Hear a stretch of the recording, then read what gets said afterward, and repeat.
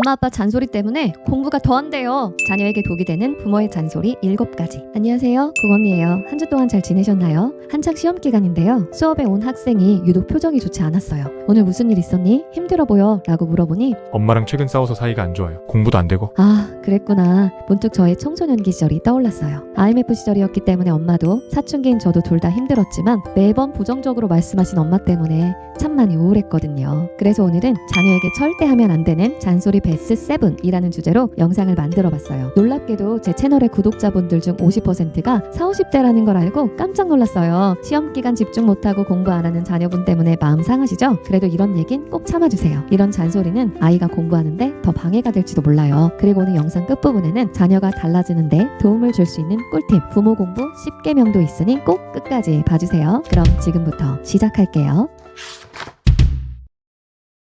요즘 시험 기간인데 정신 있는 거니 없는 거니? 이럴 거면 학원 다 끊어버려. 너 스마트폰 중독이야. 계속 스마트폰 보고 있으면 당장 뺏어버린다. 내가 널 위해 지금까지 얼마나 희생했는데 넌 대체 무슨 생각하고 사는 거니? 대체 뭐가 되려고 그럴래? 너처럼 이렇게 살아가지고 성공할 수 있을 것 같아? 옆집에는 학원 안 다니고도 공부 잘한다는데 너 왜 그러니? 너한테 지금까지 들인 학원비가 얼만데? 아휴, 차라리 인연 끊자. 오늘부터 당장 내 집에서 나가. 다 너 잘 되라고 그러는 거야. 잘 좀 들어. 부모님께 이런 얘기 한 번쯤 들어보지 않으셨나요? 자녀의 마음을 속상하게 하는 부모님의 말은 크게 3가지로 나뉘는 것 같아요. 원망, 무시, 그리고 비교. 나에게 가장 안정감을 주고 사랑을 주는 집이라는 공간에서 나와 가장 가까운 가족이 나를 무시하거나 다른 친구와 나를 비교한다면 아이가 얼마나 큰 상처를 받을지 혹시 생각해 보셨나요? 어린 시절 부모님께 기분 나쁜 잔소리를 들었을 때의 기분을 잠시 떠올려 보세요. 그때 기분이 어떠셨어요? 저는 너무 자존심이 상했고요. 내 편이 없다는 생각에 너무 슬펐어요. 집에서조차 무시당한 나의 아이가 학교나 사회에 나가서는 또 얼마나 자존감이 낮아질까요? 저는 수많은 학생들을 만나기 때문에 학생의 표정과 태도만 봐도 아이의 성향을 잘 파악할 수 있거든요. 어떤 학생은 늘 자신감에 차 있고 어떤 학생은 늘 불안하고 자신이 없어 보여요. 자존감은 회복 탄력성에도 영향을 미쳐 아이의 성적 향상과 미래에도 크게 작용할 거예요. 그리고 참 놀라운 사실인데요. 늘 우울해 보이는 학생의 부모님과 상담을 한 번 한 적이 있는데 어머니의 모습에서도 불안감과 걱정, 우울감이 느껴졌고 순간 아이의 모습과 오버랩이 되었어요. 아, 이래서 부모는 자녀의 거울이라고 하는구나 깨달았어요. 혹시 들어보셨나요? 지난해 목숨을 끊은 초등학생이 15명, 청소년 자살 역대 최고치라는 사실. 세상을 스스로 등진 초중고생이 지난해에는 214명이었고요. 자살 청소년이 200명대를 기록한 건 이번이 처음이라고 해요. 어린 나이에 얼마나 힘들었으면 자살을 선택했을까요? 자살 원인을 살펴보면 정신과적 문제가 가장 많았는데요. 그중 가정 문제가 청소년 주요 자살의 원인이었습니다.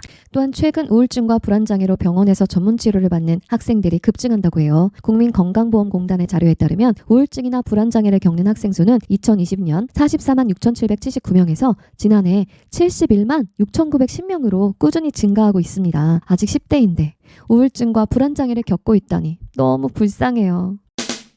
우주홍님의 왜 가족을 힘들게 할까? 라는 책에는 이런 구절이 있어요. 부모는 왜 아이들에게 스트레스를 줄까? 쥐아오얀 박사는 가장 단순하게 해석하면 부모가 자신의 걱정을 아이에게 전가하기 때문이라고 말했다. 부모가 성장이 정체되면서 자기가 사회에 적응할 수 있을지 걱정이 커지고 그로 인해 온통 자녀에게 희망을 걸면서 아이들이 부담을 배로 받게 된다는 것이다. 아이 스스로도 잘할 수 있어요. 너무 걱정하면 오히려 부담감 때문에 스트레스를 받게 되고 집중도 안 될 거예요. 우리 학생들도 참 힘들지만 부모님들 역시 많이 힘드시죠? 부모가 처음이다 보니 어떻게 해야 옳은 길인지 때로 방향을 잃게 되고 다 자녀를 위해 하는 얘긴데 오히려 싸움에 불을 지피는 꼴이 되기도 하고요. 저는 심리학 전문가는 아니지만 이런 조언을 드리고 싶어요. 비교, 원망, 무시 말고 자녀를 무조건 믿어주시라고요. 아, 물론 믿음이 안 갈 때도 많겠죠. 그래서 계속 간섭하고 길을 찾아주고 싶을 때도 있을 거예요. 그런데요, 우리 학생들이 스마트폰을 하거나 공부를 안 하고 있다고 해서 미래를 생각하지 않는 건 아니에요. 엄마 아빠들보다 더 힘들고 치열하게 고민의 시간을 갖는 건 자기 자신일 거예요. 이민규님의 표현해야 사랑이다 라는 책에 마음에 참 와닿는 부모 공부 10개명이 있었어요. 모두 좋은 부모님 되고 싶으시죠? 잘 듣고 꼭 실천해주세요. 혹은 부모님께 이 책 꼭 추천해주세요. 부모 공부 10개명. 1. 사람은 자기가 좋아하는 사람의 말을 듣는다.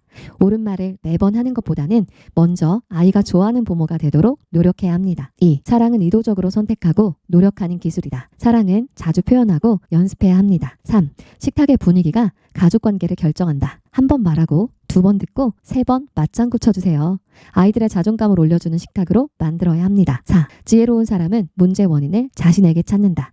부모들은 상대방이 바뀌지 않는 한 문제가 해결될 수 없다고 생각하면서 상대방을 뜯어고치려고 합니다. 자식 탓만 하지 말고 문제의 원인을 자신에게서 찾아보세요. 5. 자식은 우리 곁에 잠시 머무는 손님이다. 내 소유물처럼 함부로 대하거나 당연하다고 여기지 마세요. 한 번 떠나면 다시는 못 만날 손님처럼 생각하고 바라보세요. 6. 성공과 행복의 열쇠는 장기적인 시간 전망이다. 아이와 다투거나 심하게 혼낸 일을 떠올려 보세요. 10년, 20년 후에도 지금 하고 있는 말과 행동을 후회하지 않을 자신 있으신가요? 자식이기에 믿고 기다려야 합니다. 7. 모든 것을 알려 하지 말고 모르는 척도 해야 한다. 어렸을 때나 학창시절을 생각해 보세요. 부모나 선생님이 모든 것을 알려고 하거나 간섭하는 것이 반갑고 좋았었는지. 때론 알아도 모른 척 넘어가 주세요. 8. 관계 회복에 사과보다 더 효과적인 것은 없다. 어떤 관계에서든 갈등을 해결하고 감정의 골을 메우는 가장 확실한 방법은 먼저 잘못을 솔직하게 인정하고 진심으로 사과하는 것입니다. 9. 부모가 잘 지내는 것이 자녀에게 최고의 선물이다. 어머니가 자녀에게 줄 수 있는 최고의 사랑은 아이들의 아버지를 존경하는 것이며, 아버지가 자녀에게 줄 수 있는 최고의 사랑은 그들의 어머니를 사랑하는 것입니다. 부부가 행복하게 사는 것은 자식들에게 가장 큰 선물입니다. 10. 마지막이라고 생각하면 소중한 것이 보인다. 오늘이 생애 마지막 날이라 여기고 자녀에게 꼭 해주고 싶은데 마음속에만 담아두고 있는 말이나 행동을 하시기 바랍니다. 인생 그리 길지 않습니다. 내가 엄마의 아이여서 좋았어. 너를 만나서 너와 함께한 모든 시간이 참 좋았어. 라고요. 최근 배우 이한희 씨가 유퀴즈에 출연한 영상을 본 적이 있는데요. 누군가 자신을 믿어주는 사람이 있다는 것이 얼마나 큰 힘이 되는지 확인할 수 있었어요. 같이 보실까요? 보고 있다. 나를 지지하고 있다. 그런 느낌을 처음 받은 것 같아요. 항상 현장에 나가면 야! 너 연기 똑바로 해! 야! 너무 많이 믿어주셨어요. 그러니까. 네.